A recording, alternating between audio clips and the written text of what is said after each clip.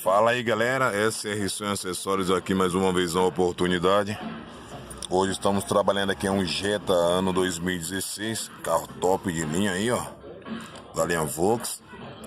Eu vou passar para vocês aqui uma informação de como vocês está removendo aqui, ó, o aparelho original do Jetta. É rápido, é simples. Vou passar para vocês aqui a dica. Já tá desmontando aqui, mas eu vou repassar para vocês. Você vai precisar usar uma espátula plástica para não estar arranhando as bordas laterais aqui da moldura. Você vai estar retirando essa moldura aqui, que você vai estar removendo essas laterais aqui, ó. Com a espátula você vai estar apoiando por trás aqui, sem medo de ser feliz.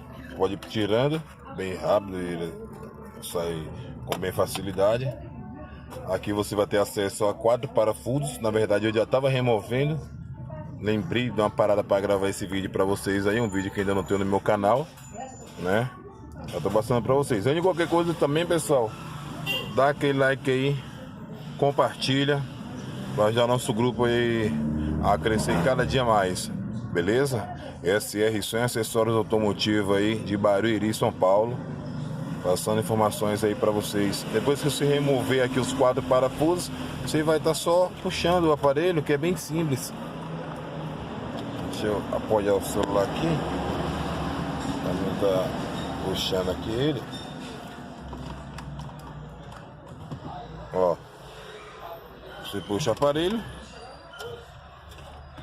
e vai ter acesso aí. Ok, pessoal? Espero ter ajudado aí. SR Acessórios Automotivos aí. Valeu, obrigado.